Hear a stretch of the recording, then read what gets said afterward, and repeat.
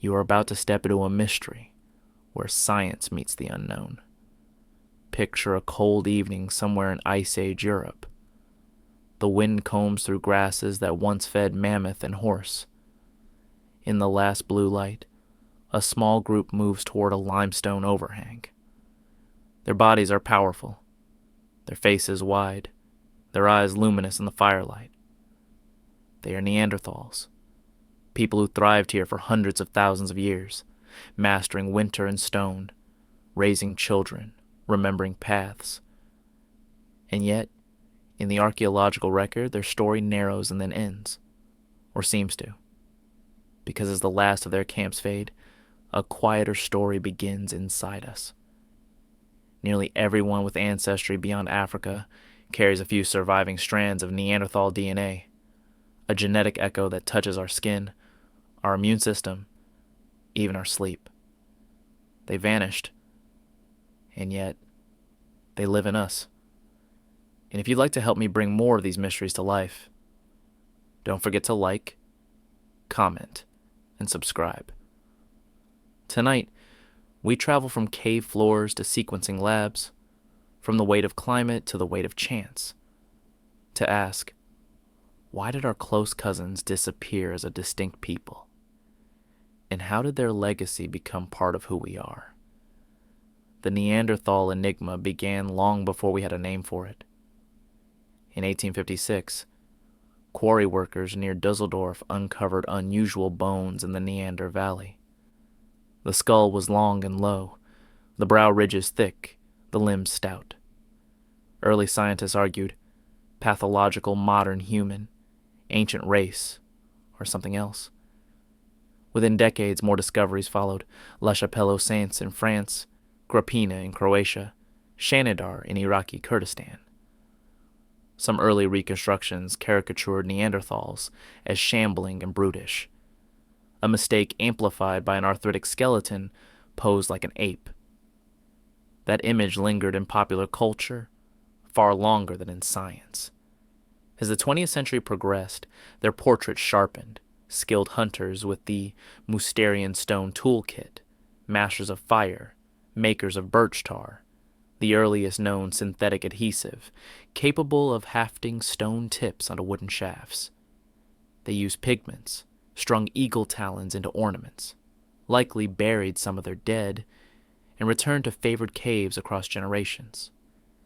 They were not us, but they were not monsters either. Then, in the late 20th and early 21st centuries, a revolution. Ancient DNA. A team working with ancient bones teased out fragments of Neanderthal mitochondrial DNA in the 1990s.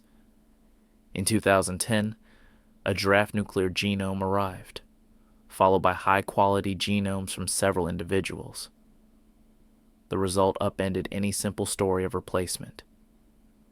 When our species expanded out of Africa roughly 50 to 60,000 years ago, we met Neanderthals across Eurasia, and we had children together.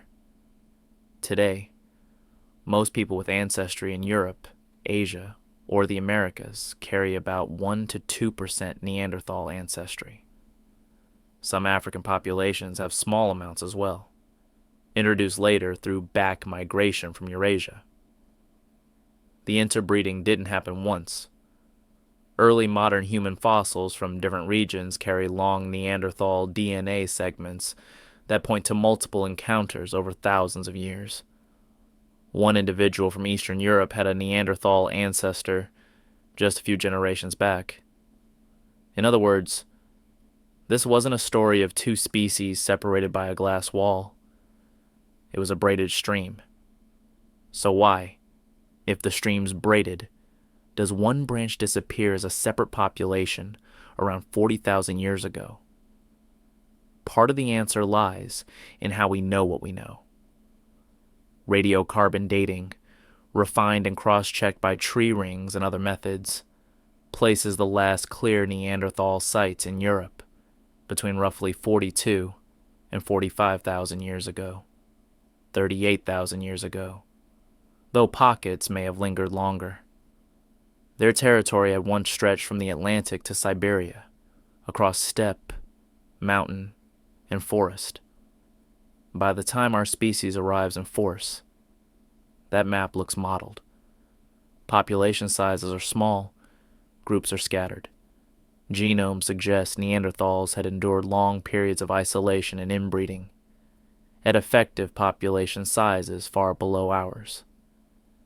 Small, fragmented populations are resilient day to day, but fragile decade to decade. They ride out winters, then stumble on a run of bad years. Climate set the stage. The world Neanderthals knew was not a static white sheet, but a stuttering film. Ice advanced and retreated. Grasslands blinked into tundra and back. Forests crept and shrank along river corridors. Rapid climate swings, Heinrich events, and other cold snaps rearranged Europe in centuries. In that tempo, hunting grounds vanish, herds shift, and knowledge of place, a group's greatest asset, expires more quickly than elders can replace it. Around 39,000 years ago, a large volcanic eruption in southern Italy lofted ash across parts of Europe. Whether that eruption significantly worsened their fortunes is debated, but it reminds us that multiple stressors could have stacked. Abrupt cold, erratic resources, ash-dimmed seasons. Alone, each is survivable. Together, they test the edges of a small species' range. But climate is only half a story, because our species walked into the same weather and did not vanish. What did we bring that changed the equation? The archaeology of the first modern humans in Europe shows a different pattern of tools and ornaments. Longer blades, bone and antler points, beads and perforated shells, elaborate use of pigments, sometimes musical instruments.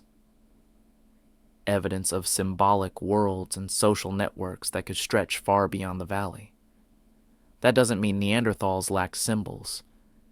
It means that our species' way of binding social groups might have scaled in a new way. Wider exchange networks are like insurance. A failed hunt here can be offset by friends there. Innovations spread faster. Experiments survive. A stone point snapped on the steppe shows up. A few seasons later, 2 river systems away, refashioned in a slightly better way. Over time, those marginal advantages add up. Competition, then, likely mattered, but not necessarily as pitched battle. Think of overlapping circles on a map. Where both groups pursued the same prey and raw materials, even a small edge in technology, cooperation, or mobility could tilt survival odds. A higher reproductive rate in modern humans.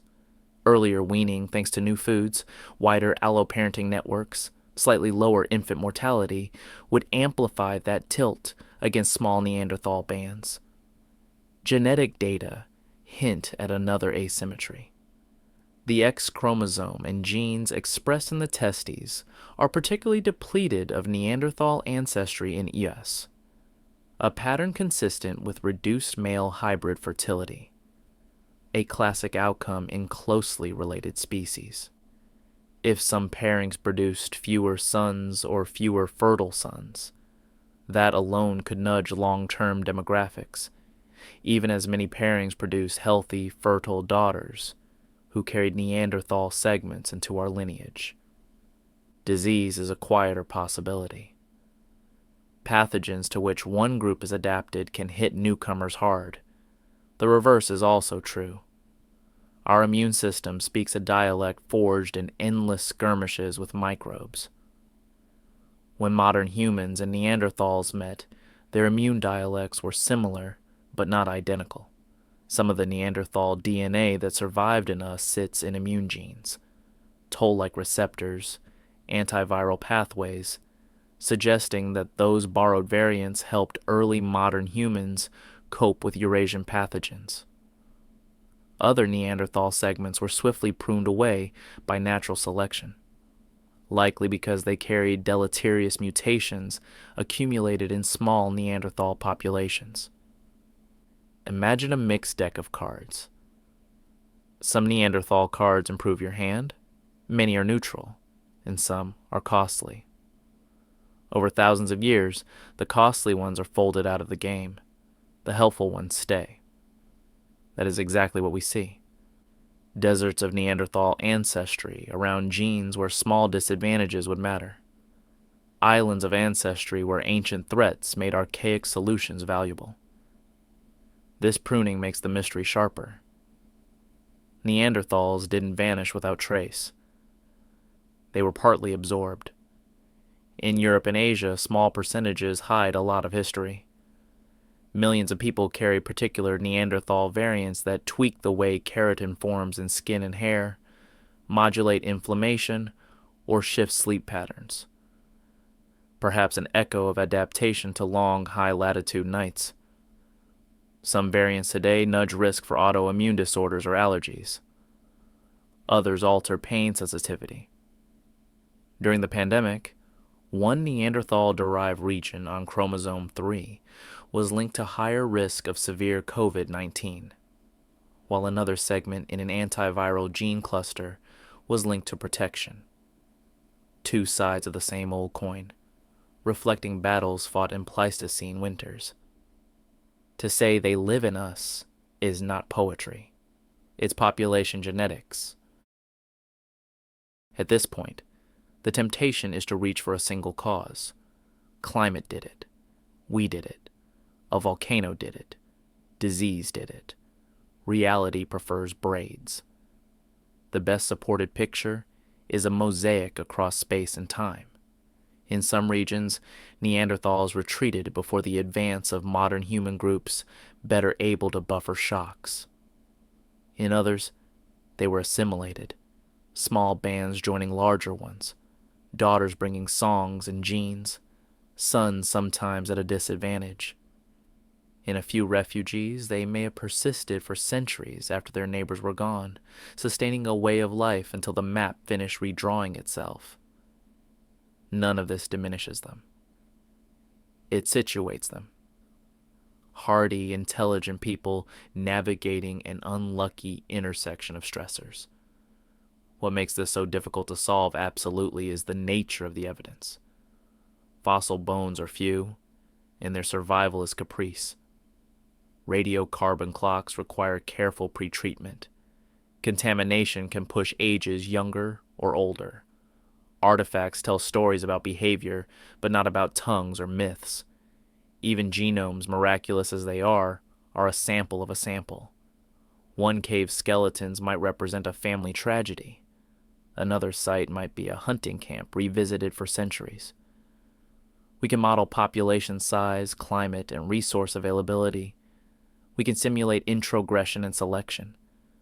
But we cannot ask a Neanderthal matriarch why she chose the lower valley that spring, or a modern human teenager why he crossed a ridge to meet strangers.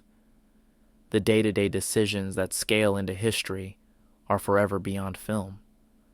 Around the edges of the mainstream picture are ideas worth hearing and testing. Did Neanderthals and modern humans differ significantly in language? Their hyoid bones and ear structures suggest speech was possible. Their genomes share key versions of genes linked to speech and neural development, though regulatory differences remain plausible. Did they make art? Claims of cave paintings older than 64,000 years in Iberia, dated by mineral crusts, hint that they did. Critics argue the dates are uncertain, or that later humans could be responsible. Deep inside a French cave, ring-like structures built from broken stalagmites date to long before modern humans entered Europe. Their function is unclear, but the planning is impressive. Some sites show trauma patterns consistent with close-quarter hunting of large game, an extraordinarily dangerous life even in good years. Other sites show care. An elderly individual at Shanidar survived for years with severe injuries, implying help. Any attempt to reduce them to less than US collapses before the breadth of their behavior. the existential power of this story lies in its mirror. For most of human history, we were not alone.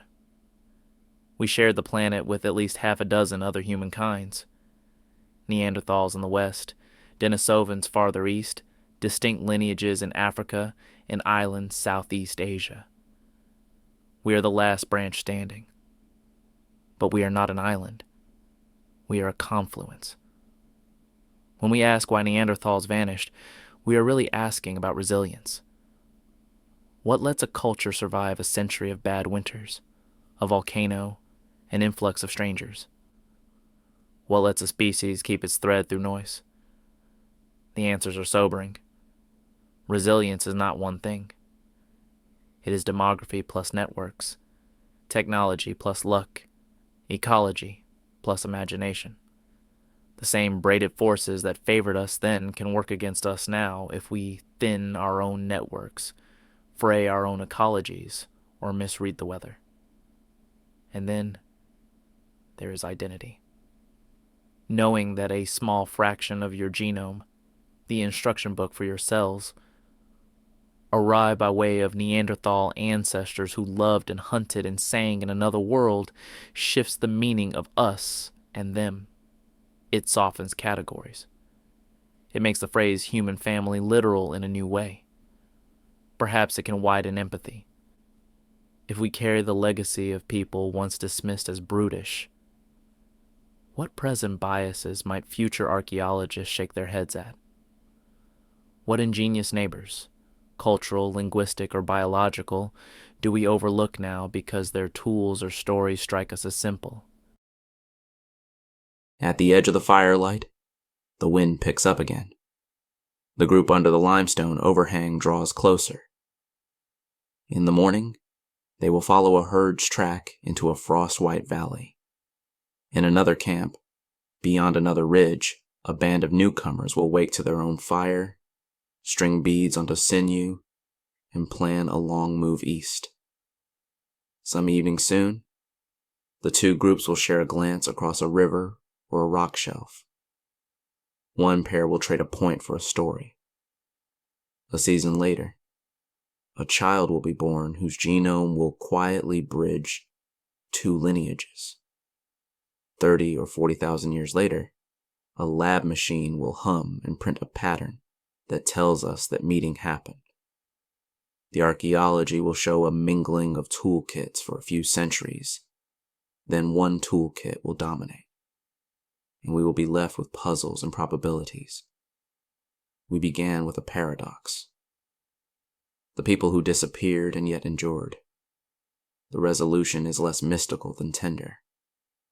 Neanderthals did not so much fall off the page as turn into footnotes inside our text. Small, potent phrases that change the meaning of later sentences. Their disappearance as a distinct people likely came from a weave of climate stress, small numbers, competition, partial absorption, and time. Their survival in us came from children who carried a few of their solutions forward. There is melancholy in that, but also gratitude. We like to imagine we stood alone at the end because we were destined to. The truth is less triumphal and more human. We were lucky, we were many, we were connected, and we were never just ourselves. So I'll leave you with a question to carry into the comments. If a strand of your own story began under a Pleistocene sky in the fire-lit world of Neanderthals, what, if anything, changes about how you think of us? And what responsibilities follow from sharing a past with people who are gone and yet still here?